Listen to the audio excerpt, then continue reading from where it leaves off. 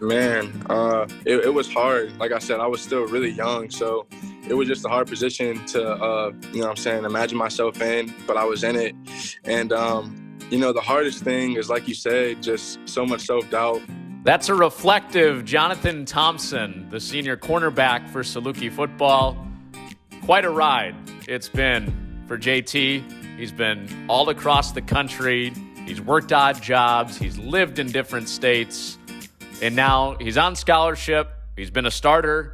He's an important piece of SIU's defensive backfield as they head into their spring season, opening on February 20th at North Dakota, and they'll be at home for the first time against North Dakota State on the 27th at noon. Glad you're with us on the Saluki Standards Podcast. I'm your host, Connor Onion. This podcast is brought to you by McAllister's Deli in Carbondale, the official healthy choice option of Saluki Athletics.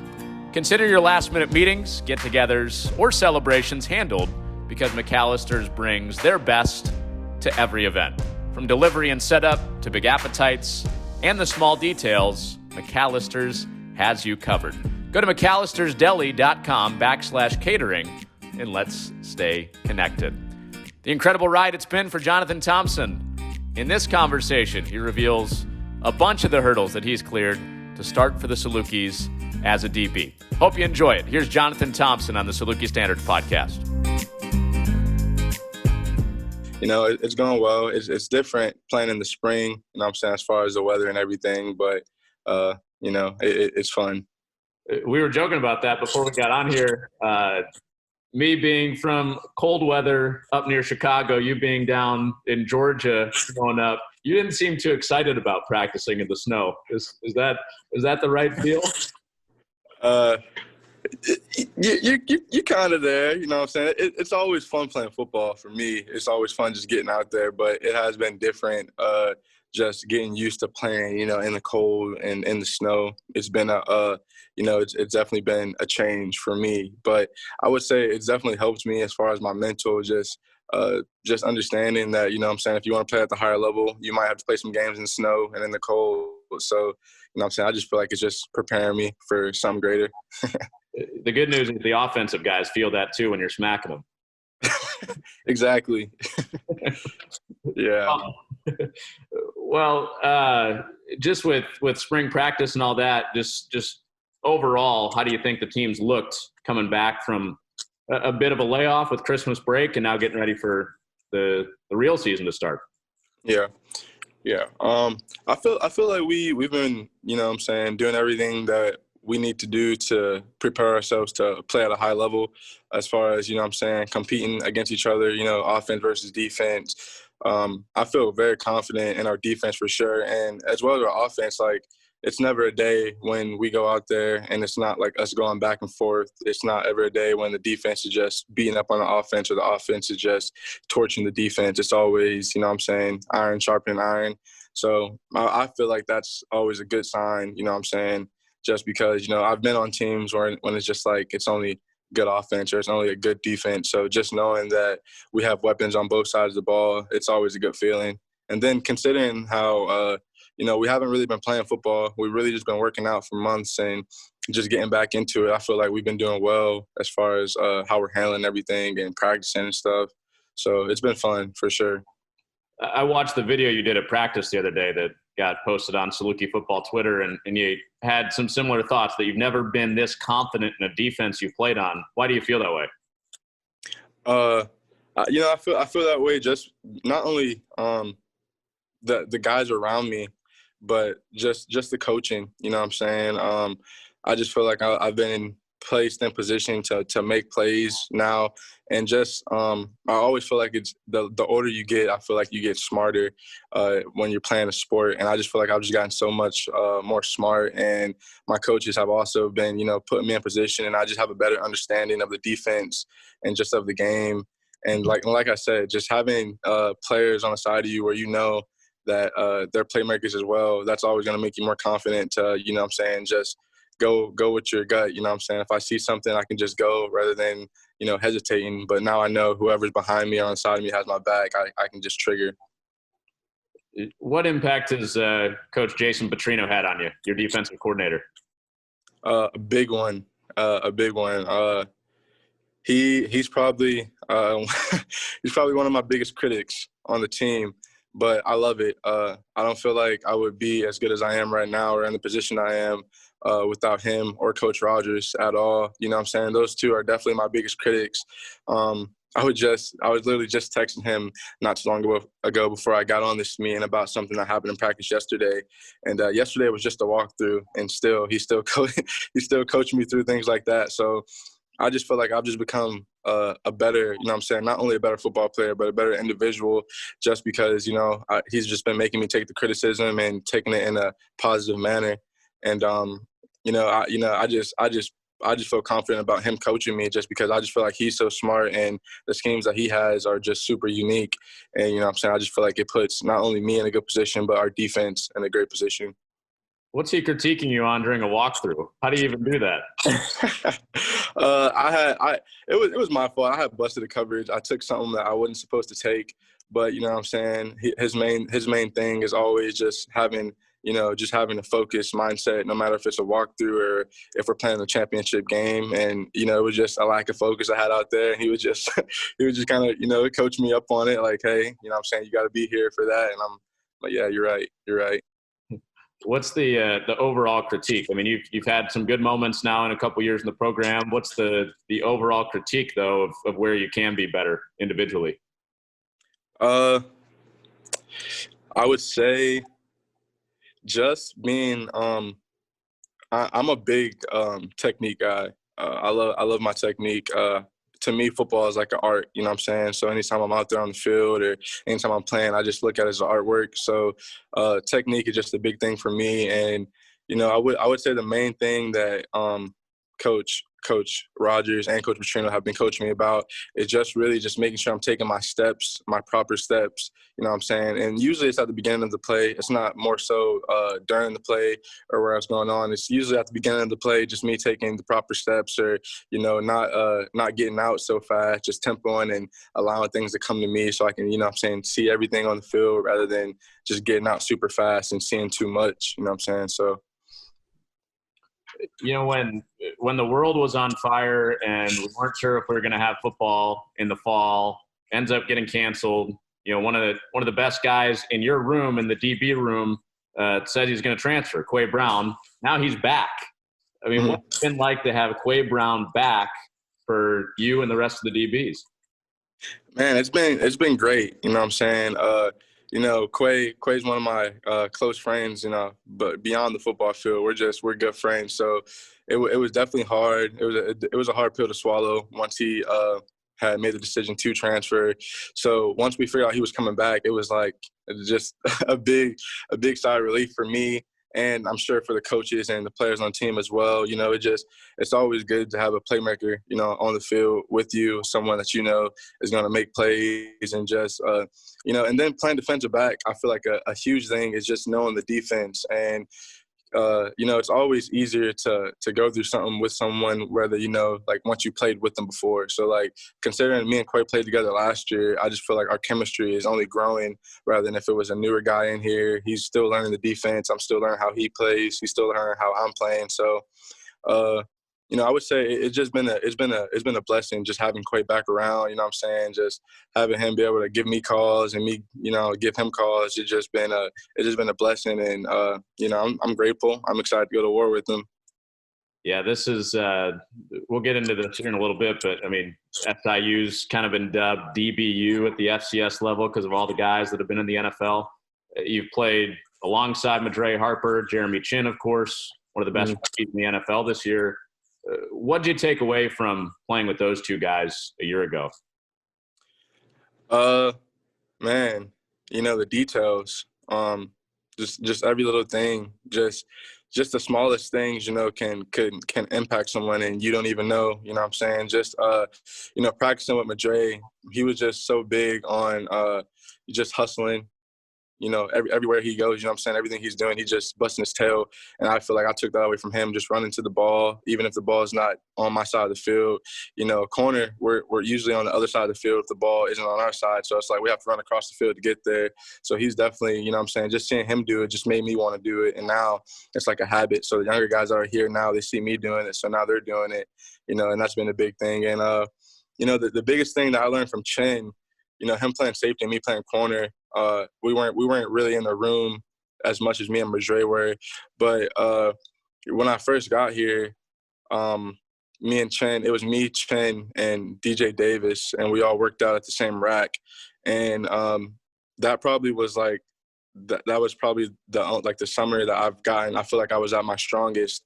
And it was more so, not only Coach Meade coaching us up, but just me watching, Chen and DJ lifting and them motivating me. Like I was at the rack and whatever they put on the rack, they're like, yeah, we're not taking it off. So you're just going to do whatever we're doing. I'm like, all right. And, like I said, the smallest things to have an impact on someone. I remember we were like power cleaning and something, and Chen had just like hang clean like 365 or something like that. It was something crazy, but he didn't have any chalk on his hands.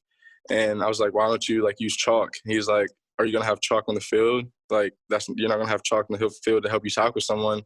And then ever since then, I've never used chalk since that moment. Cause I'm just like, yeah, like you're right. Like I'm not going to have this chalk on my hand. So I don't even use chalk anymore.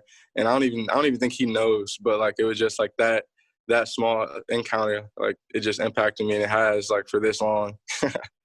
All the way down to the chalk in the weight room. That's a pretty big impact. Yeah.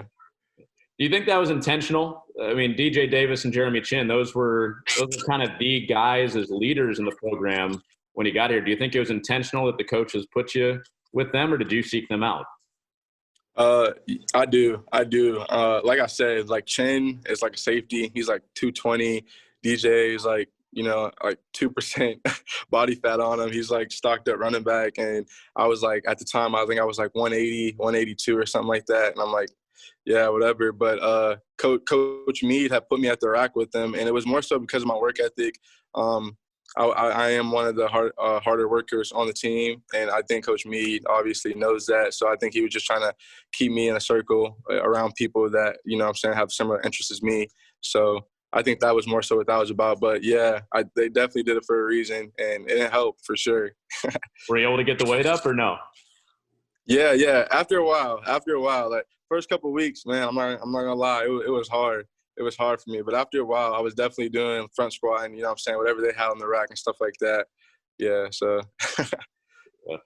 We were talking about how it's kind of DBU here at SIU. What pressure do you feel to kind of carry that flag of the guys that have come before you and continue that tradition?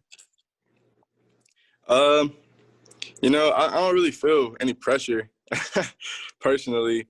I kind of just look at it as a blessing, just to be able to be somewhere where, like other guys have had the opportunity to perform at a high level and go to a higher level. I just look at it as a blessing that, that I can possibly put myself in the same position that they're in. If you're playing, I feel like if you're playing Division I football, 80 to 90% of us are here to play at a higher level. And, like I said, I just feel blessed to be in the position that I'm in. It's not so much pressure, but, I just feel like it's going to be fun. I feel like I said, Coach Petrino and Coach Rogers have just given me this confidence that I just feel like I'm playing at an extremely high level. So now it's not so much about feeling pressure or anything, but just going out there and just making plays that, I've been coached to make. It's just routine now. And the only thing that I have to do is just go out there and just make the play. So, I'm excited. It's been cool. You got a clear mind, don't you? Yes, sir. Yeah, you can tell. A quick break from our conversation with Jonathan Thompson. Bud Light has created a seltzer so satisfying, it will have your taste buds going wild. Bud Light Seltzer is the official seltzer of Saluki Athletics. Now back to Jonathan Thompson. I want to go back to some of the early years for you. What's the first football memory that you have? I mean, where did your football journey begin way back when you were just getting started? So I live in Atlanta, Georgia. I moved from Youngstown, Ohio. So when I first started playing football, I was playing in Youngstown, and my first game, um, I had no idea what I was doing at all. I played running back and I played corner, but I really wasn't that good at corner. Little league, they're just running the ball anyways.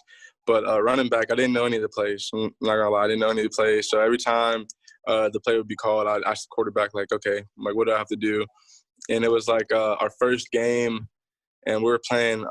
It was the Austin Town Falcons, and he was just like, just run left. I'm just gonna give you the ball, and he just gave me the ball, and I just ran as fast as I could around the edge, and I scored. And that was like my first game, and like that's when I really feel like I really fell in love with football because like before that I never had played, and I was like 9 years old, like, and that was like my real first encounter with football. And ever since then, I just kind of fell in love with it. So how close were you to buying into kind of the intoxication of scoring a touchdown and being an offensive guy instead of to be a DB? Man, I loved offense. I still like offense. Like, you can ask the coaches here. I could play wide receiver if you need me to. But I definitely love offense. It was definitely my first love. I feel like the older I got, like I said earlier, I just really began to fall in love with just the artwork at DB and just the craft. I don't know. I just love the technique at defensive back. I feel like it's the hardest position on the field, and I don't know why, but I like making things harder on myself. But it just knowing that I'm out there on the island sometimes by myself, it just became something that I really began to love as I got older. Like when I got like 12 and like 13, I started getting invited to like all-star games and stuff like that, and it would always be for like corner. And that's kind of where I just fell in love with it. When as I got older, I started playing like safety, nickel, corner, like wherever. I was just in the defensive back end. So The position kind of chose you then. yeah, safe to say. Yeah, yeah. Who were some of the early influences in your life when you were just getting started? For football, Yeah, or just in life in general. I mean, who were you looking up to when you were 9, 10 years old? uh, I would say my mom a lot. What I'm saying? It was for a long time. It was just me and my little brother as far as siblings. So just seeing, what I'm saying, my mom and just everything that she sacrificed for us, and everything that she's helped me out with, it always motivated me to just want to play football. A lot of times my mom would be at work and I would just be at my grandma's house, and I would be watching NFL Network like all day long. I'd go downstairs, watch Adrian Peterson highlights or LT highlights on my grandma's computer, and I just feel like it was just like that's all I thought about. Like that's all I wanted to do. And like I said, my mom has definitely been a huge impact on my life as far as just making me understand that I can do anything that I want to do in the world. You know what I'm saying? But if I want to do something, like, do it. And she always made that evident to me. Like, you know what I'm saying? If you want to be an astronaut, you can be an astronaut, but you got to put the work in to be an astronaut. And it's been the same thing with football. Like, ever since I was little, my mom's not a big, what I'm saying, oh, it's okay, like, you kiss up to you. Like, my mom's not like that. It's just like, if I go out there and I have a bad game, like, she'll let me know, like, okay, like, don't be upset because, like, you did it. So I feel like she just impacted me so much by just seeing how she worked and how she made it so evident to me that, like, if you want to be good at football, you're going to have to work your tail off to get good at football. You're not just going to be good at it. And ever since I was little, I've just taken it to the heart, and it stuck with me this long. So Did you ever think about being an astronaut after that advice? no, I have not. That's a good one. I like that one. But just from what you've observed with your mom and the way she lives her life and the way she does her work, what about those things has inspired you? Just what I'm saying, just seeing how she just gets up and works, man. Like, she's just a worker. She's a nurse, so everyone in the healthcare business know how hard our healthcare workers work in the U.S. So she's a nurse, so she just works her tail off. So my mom, before we moved to Georgia, my mom got her nursing license while she was pregnant with my little sister.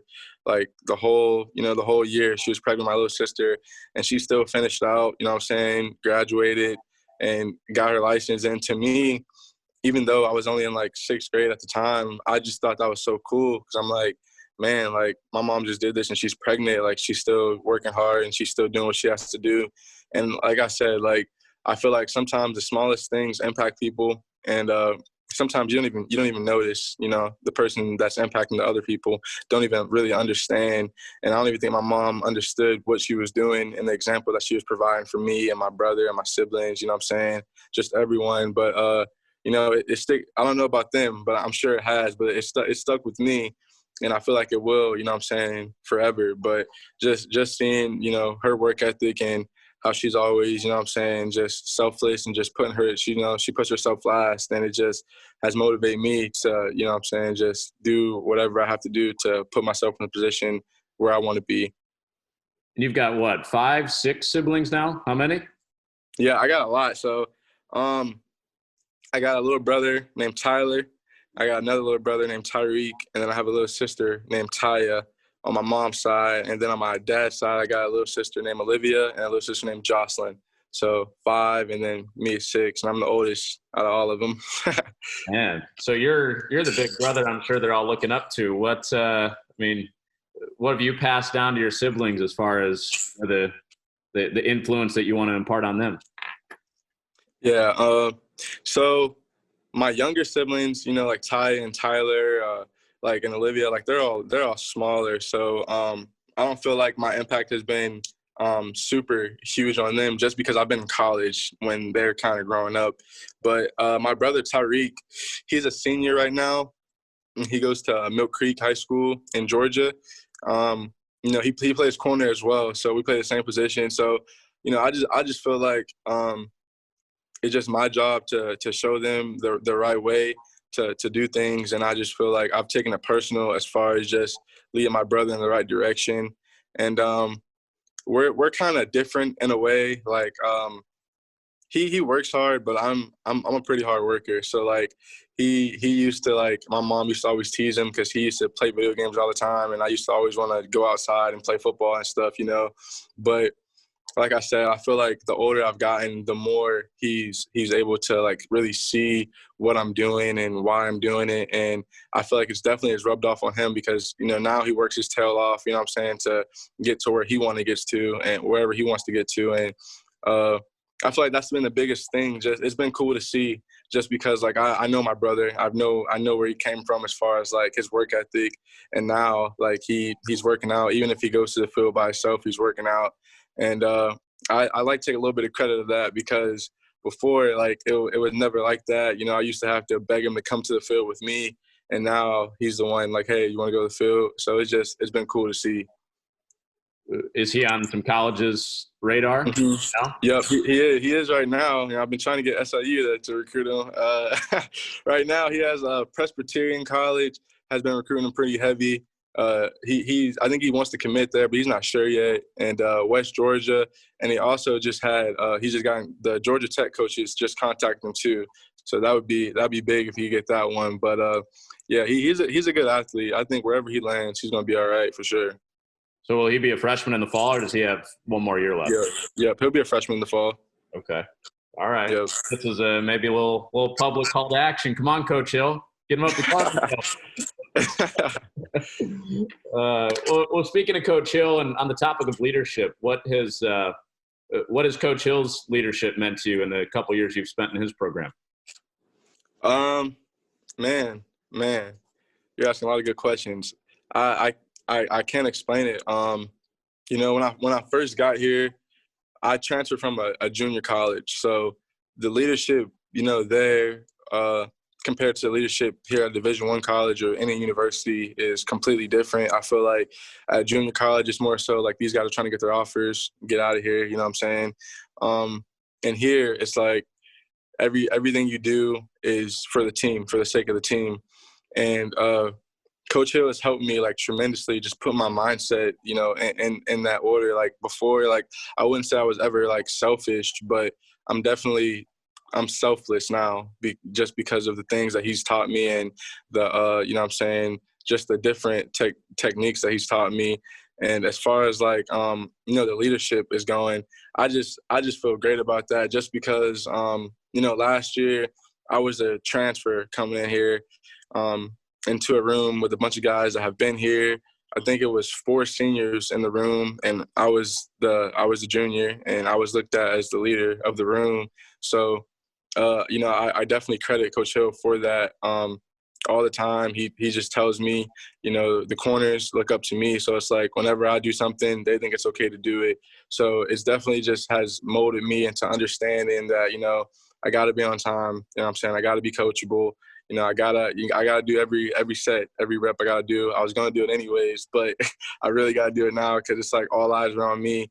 And like I said, I feel like without Coach Hill, I wouldn't be the leader I am today. He's definitely just has helped mold me into being a better leader and just understanding that, you know, it's bigger than me. You know what I'm saying? It'll always be bigger than me.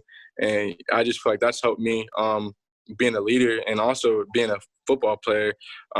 You know, just once you are a leader, I just feel like the football stuff just comes now, you know. And like I said, just being the example, he just made it evident to me that I am the example. So when things do go wrong or I see something going wrong, like I have to step up. I need to say something, and when I don't, he's gonna tell me about it. Like, hey, like step up. You need to say something, and that's been the biggest thing. Just, you know, he's been just making me come out of my show and just making me, you know, have uncomfortable conversations, you know what I'm saying? And not all uncomfortable conversations are bad. And he just made that clear to me. So I just, you know what I'm saying, I feel like super grateful for that. This is Carbondale is the latest stop on, I guess, a pretty well-traveled journey for you. Childhood in Youngstown, Ohio, high school in Atlanta, junior college, Kansas, now to SIU. What's been the toughest part of your journey to this point? Man, I would probably say so I went to junior college in Kansas, but I also went to junior college in Mississippi. So out of high school, I didn't have any offers, you know what I'm saying? And, you know, that's always hard for a high school kid. And I've always been a hard worker. So it's just like, man, well, I don't have these offers, you know what I'm saying? Like other guys are getting them. So I didn't have anywhere to go. I had like D3 schools and stuff. And I was going to go D3. And, you know, one day I just like sat down and I was just talking to myself. I'm like, man, like, I really don't want to go D3. Like, I would rather go JUCO and at least try to go D1 because I feel like if I just, like, settle for D3 right now, it's gonna eat me up, like, for the rest of my life. So I was like, you know, forget it. Like, I'm just going to try. So at that point, I was like, all right. I just started emailing a bunch of, like, junior colleges, and one of them ended up reaching out back to me, and Jones County Junior College, which is in Mississippi, and they're like, yeah, well, you can come here and walk on if you need to. And I'm like, yeah, fine. Like, I'll come there, walk on, try to earn a scholarship. I get there. On this team, we had 2 first-rounders. Javon Kinlaw was on the team with me. Jonathan Abram, played safety for the Raiders, was on the team with me. Deontay Williams, he plays safety for Nebraska. He'll get drafted this year too. Anyways, it was just a bunch of really good players on the team. And I'm like, yeah, like whatever, like it doesn't matter. Like I'm going to go out there, outwork them. So I get there, like I'm working my tail off. I redshirt that first fall, and then I play in the spring.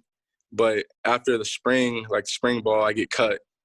So I'm like, man, like I don't know what to do. I go back home. I'm like working at a moving place, like moving furniture and stuff. And I'm just like, man, like this is not what I want to do. And I'm just like at this point I still want to play D1, and I know like I don't have the finances to walk on at D1 school. Like I can't pay for it. So I'm like, well, the best route is still going to be JUCO for me. So I'm continually like hitting up other JUCO colleges after I get cut. Like I said, that was probably one of the hardest moments for me, just being a young kid. You know, I was still kind of fresh out of high school, and it's just like I just got cut, man. Like I want to play football, but like it was just a lot for me. So like I said, I was working that summer after I got cut. just moving places and stuff like that. Then I started emailing JUCO colleges, a bunch of them. No one's replying. It was like July, and I'm just like, man, like, I don't know what I'm going to do. Maybe I'll just take the semester off and just keep emailing schools. Maybe someone will hit me up. And then Highland Community College hit me up the end of that summer. Like, I had like a week to get ready. I didn't take a visit there or anything. As soon as they hit me back, they're like, you can come here and walk on. Like, we don't have enough scholarships right now, but like, if you're good enough, like, some guys are probably going to end up leaving, you know what I'm saying? Because they're in the same position as me. Like, if you're not on scholarship, you're probably going to go back home. So I'm like, okay, yeah, fine. I get there. I played for about 2 weeks out there, and they put me on scholarship, Coach Gray. And after that, the rest was history. I was just in Kansas, working my tail off, trying to get some Division I offers. And, I landed here. So it's definitely been a journey. It's been super cool, though. It's been super cool. Yeah, that's a big step that I skipped in giving the summary of where you've been. That's amazing, man. Yeah. I mean, you're cut from your first junior college team. You're moving furniture. How much self-doubt is there throughout all that? Man, I can't explain to you. I would say like the biggest thing was just my relationship with God. Without him, I don't get through what I was going through. Like, I'm not here without him. I'm not standing without him. It was hard. Like I said, I was still really young, so it was just a hard position to, imagine myself in, but I was in it. And, the hardest thing is, like you said, just so much self-doubt. No offers out of high school. Then I get cut, after being at JUCO for 2 semesters. And I'm like, man, like, is this even for me? But the crazy thing is, like, I was working at the moving company at the time. Some nights I wouldn't get off until like 11 o'clock at night. I'd be working since like 8 a.m. And I still go to the field at like 11:30 p.m. at night. I just go to the field. It'd be no lights on. I'm just going out there working on my technique. Or if I knew that I had to work later on in the day, like I wouldn't get off till like 2 or something, I would just go work out at like 6 a.m. or like 8 a.m.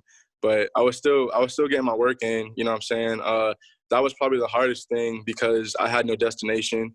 I had no idea where I was going to go. I had no idea if I was going to even be playing football again. But I was just praying about it, and I was just working. I was just like, I know that if I just work and keep doing the right thing, like, God's going to open up a door for me. And when that door is open, like, I'm going to be ready. So, I was just working. Like you said, like, it was a lot of self-doubt because I had no idea where I was going to school or if I would be going to school again.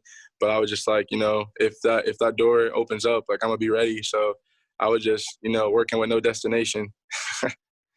Were there tears when you got a scholarship? Yes, for sure. When Coach Hill called me,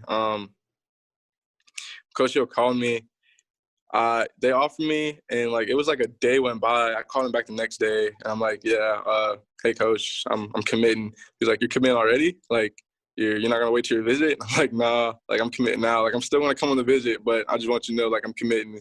He's like, okay, like, that's great. And it was just, the rest was history. Wow, that's great. What did your mom say when you told her you got a scholarship? Oh man, talking about crying. She was the one crying. Man, she was just, she was just super proud of me. And like I said, my mom's like, she's like my best friend. She's like my hero. Like,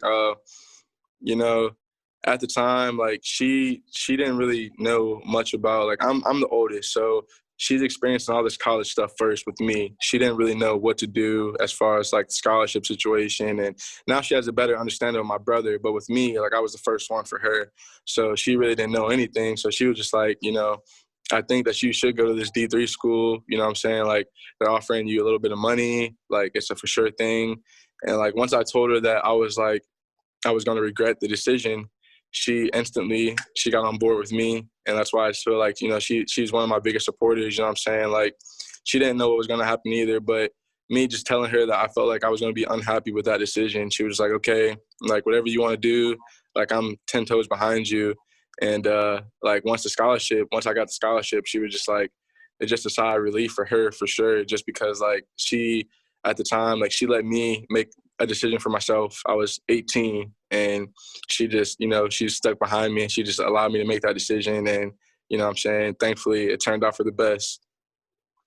That's unbelievable. Man, from moving furniture to being cut to junior college now to starting at a Division I school, that's a lot, man. Yeah, it's been a journey. I mean, when did you feel like you had your breakthrough? Do you think it was when you got a spot on the JUCO team? Was it when you got a scholarship, or are you still waiting for that moment to feel like you've broken through? I would say I'm still waiting on that moment to happen. Everything that's happened this far has been, a blessing. There've been huge blessings, just to be this far and just be in the position that I'm in.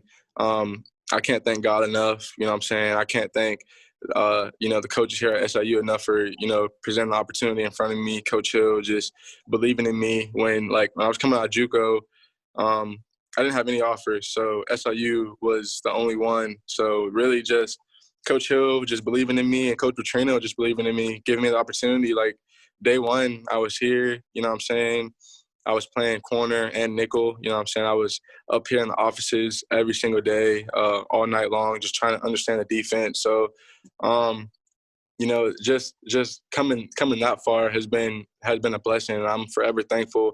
But, personally, I just feel like I got a lot of work to do. I got a lot of things I'm trying to cross off my list.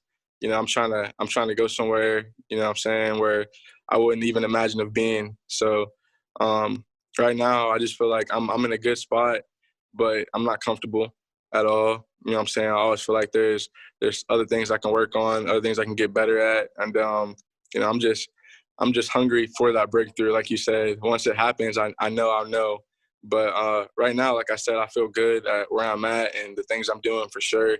But I just feel like there's just so much more in store for me, and I'm not sure when that breakthrough's gonna come, but it's coming. Where's that? Where do you want to go? Oh man, the dream, just just being able to play at a high level and play in the NFL has been my dream since I've been playing football. Since I scored that touchdown I was telling you about. It's been a dream for me, and I feel like I've just been working toward that dream. Since then, I've just been working my tail off since I've been a kid.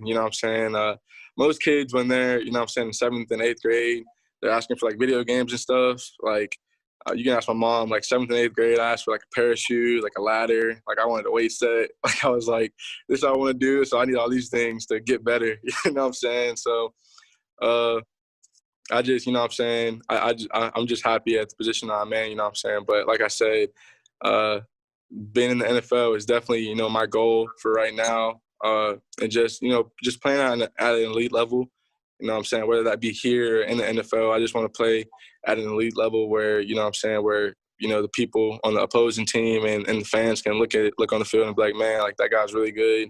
There's no question. So that's just kind of where I want to get to. And this summer, so I have a trainer in Atlanta, Oliver Davis, and that's who I train with. And this summer, I've just been I was training with all like NFL guys, like even this little break that we had, I was training with like J.C. Horn and like A.J. Boye, like all these top corners, like guys are gonna go like first round, like Kendall Vildor, he plays for the Bears. So like it's been just a different experience, just like I said, coming from where I came from, and just like this summer and this past year, just working out with all NFL guys has just been like, man, it just made it a little more surreal for me. Like it's right in front of me. Like I'm working out with these guys. Like I can play at this level too. So it's been cool.